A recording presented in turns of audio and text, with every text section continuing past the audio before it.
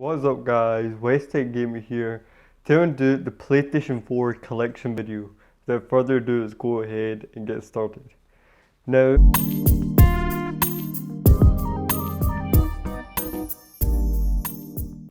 it's been a while since I've done a collection video because the last one I did was a PS3 one. Got a lot of support, so I listed the PlayStation 4 one. I've been meaning to do it for so long now. And I managed to, it's good I kind of waited because I added a little bit more to my collection. I added Destiny to the collection recently, the Mirror's Edge game, I did an unboxing video of it. But let's start with the first one, okay? The first PS4 game I think is probably one of the best on the PS4 right now is GTA 5, and you can't deny it, okay? Even, there's a lot of replay value to it, even if you're just getting started into the game, if you just bought it on the PS4, there's a lot to do, a lot of exploration to do, and once you've done all that in story mode, you can carry that on to the online and do it with your friends, play online matches, and have a lot of funny moments like I did. With the Outlaw series, you can check it out in the link below. Got a full playlist of it. So it's a really good game. Even if you have a PS3, pick it up, or the Xbox, or the Game Boy, pick up for any of those consoles. You won't be disappointed with this game. A lot of exploration, good graphics, and it overall improved over the previous GTA game, even though I prefer the previous GTA game. But yeah, I did an unbox video of the Steelbook, so check it out over there. I did an unbox video of everything in the channel, but definitely pick this up for your PS4. It's a definite good buy. You get so much replay value of it. Even though I'm sick of it right now, it's still good to play here and there, But the only reason I'm sick of it is because I bought it day one on PS3 and I played it heavy to the max, and then I bought it on PS4 and played it heavy to the max. And I've just pretty much done everything in the game now. That's why I really have kind of gone off the Outlaw series, because we've already been there and done it. So yeah, a good game to pick up for your PS4, Xbox 360, Xbox One, the Wii U. Pick up for all those consoles. Next, we're gonna go with Watchdogs. Okay. Now, Watchdogs, I was really excited for this game when it first came out. So all the trailers, saw the review trailers, and when I played the game, it was nothing like those review trailers. It's not a bad game, but at the same time, Ubisoft lied to us with a lot of things. Like they lied about the graphics, number one. I know it's not the main thing when you're reviewing a game, looking at a game. It's about the story mode, the characters, and all that. But at the same time, Ubisoft just can't make a review trailer and lie about the graphics and claim that they're going to make the graphics like that. And go on E3 and claim they can make the graphics like that. That's a big thing to do, because if you can't claim to make the graphics like that, why do it in the first place? Why hype people up in the first place? Just do it. Just do the graphics of how much the PS4 can handle, because the game still looks good. But the problem I have is, why would they lie about it in the first place? Because Ubisoft are kind of shady sometimes, because they do it with a lot of games. They did it with Assassin's Creed, and some of the other titles as well. But I'm not disappointed with it, because the story mode is good, semi-good. But Aiden Pierce as a character is not interesting at all. It's very dull. He is very monotone. He kind of sounds like Batman a little bit, but Batman is not boring. But I'm just saying, like, that's what he kind of sounds like, and it's not like the storyline. I don't know. It kind of makes, it's kind of an alright storyline, to play. But the driving's good in this game. The exploration is good in this game. There's a lot of side missions. But the story mode, I don't think that's where his strengths are at. That's what I'm thinking. Because, Aiden Pierce is a character. I don't really like Aiden Pierce too much as a character. You know what I mean? There's no, like, really memorable moments you'll have with him and all that. Like the GTA franchise. Like, there's so many memorable moments that I have from San Andreas I can still remember to this day. Like, all those big smoke moments, those Officer Tenpenny moments, you know what I mean? I can automatically pick them up in my head. Yes, I remember from that game, but from this game, when I reflect back on it, look back on it, I won't have any memories except from maybe the driving was really good and stuff like that, and exploration. But it's a good game, don't get me wrong. There's a lot of good, neat tricks in there. You can do hacking. Instead of, like, they tried to make it different from the GTA franchise, Saints Row, by adding hacking into it. It's actually pretty good, I saw the Watch Dogs 2 trailer and gameplay footage, and it's really good, it is, but I'm not going to overhype myself too much about it, because that's what I did with this game, and it ended up putting my expectations in a little bit of this game. So yeah, it's a good game. Pick up for your PS4. Great game. And next, dun dun dun dun dun dun dun dun dun dun dun, Batman. We're gonna go with Batman Arkham Knight. Now, I was so excited for this game, and I was so excited that I pre-ordered the Batman PS4 bundle. I did an unboxing video of the Batman PS4 bundle. Check out over there. And I also bought the Batman controller skins. I remember that. That was a year ago now. Dang, how long ago was that? But basically, this game really good. It is now. It's a great Batman game, but the problem is here is they overuse the Batmobile too much. This was the main issue for the game, I think, because it is a really good game, but it's not a game that I think I'm gonna play this again.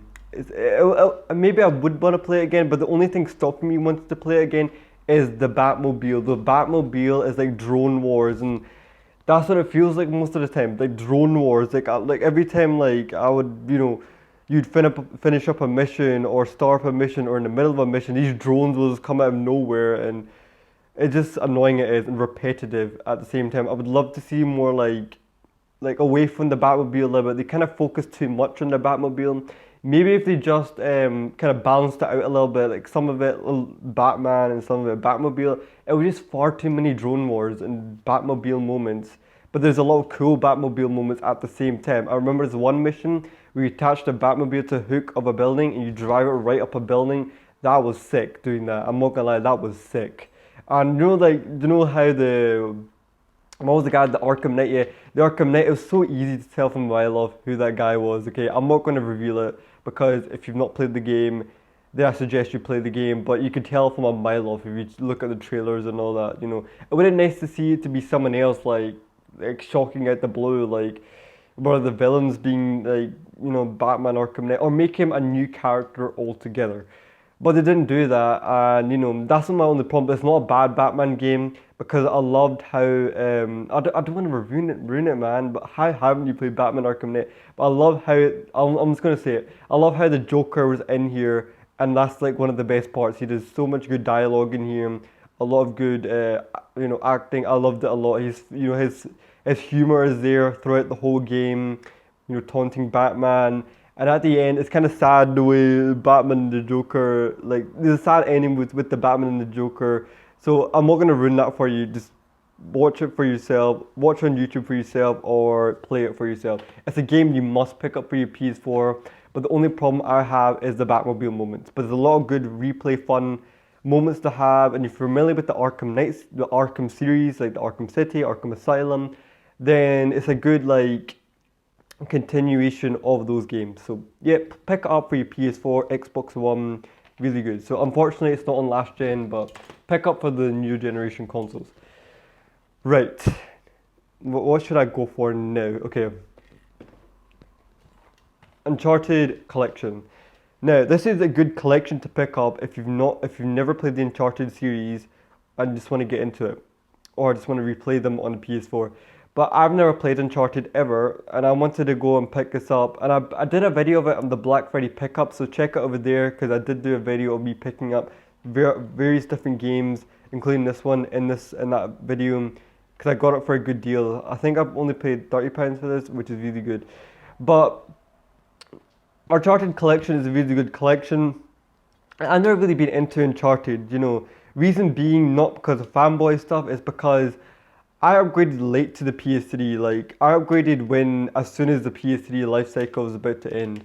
Like, I upgraded in 2013 /14, and that's when I upgraded for my PS2. I was playing my PS2 that whole time, and I didn't upgrade till then.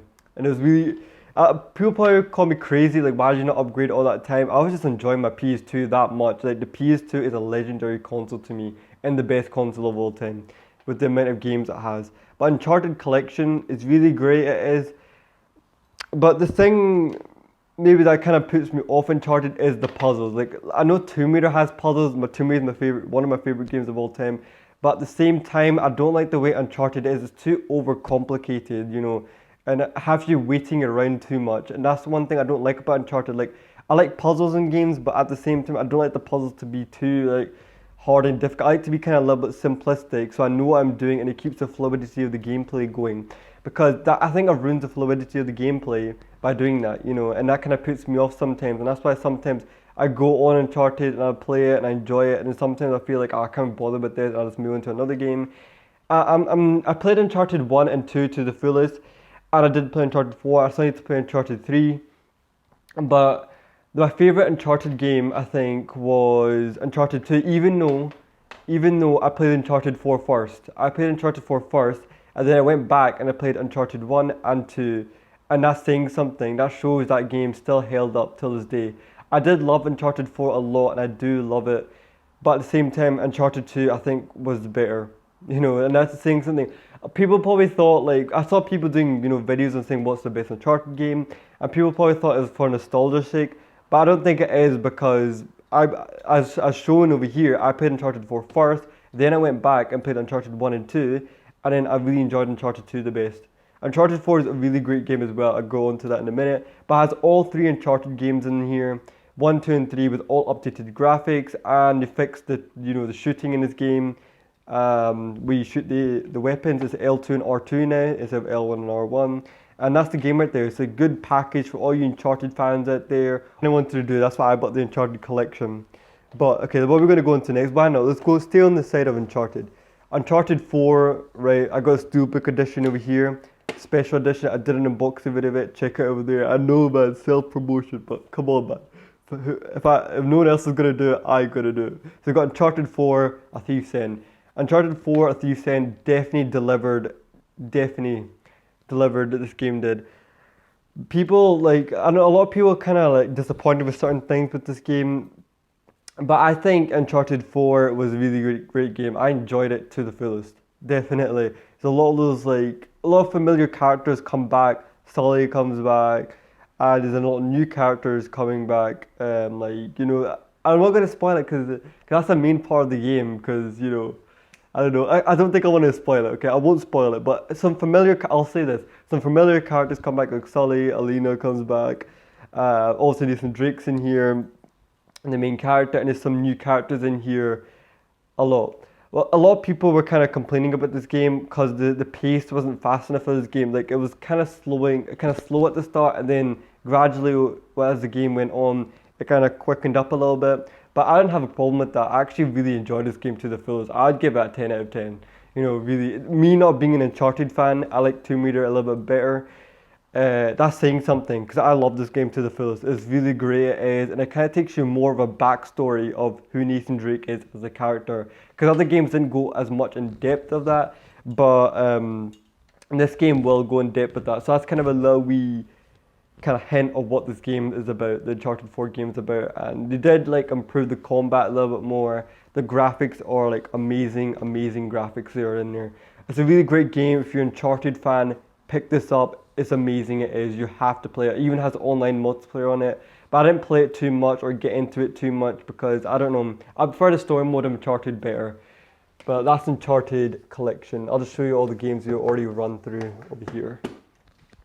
Next, I want to go with the Mirror's Edge game. Mirror's Edge Catalyst, I think I really enjoyed this game to the fullest. I really did. There's so many cool parkour moments, so many wild moments in this game, and it has a really good storyline as well. I got the collector's edition, as you see.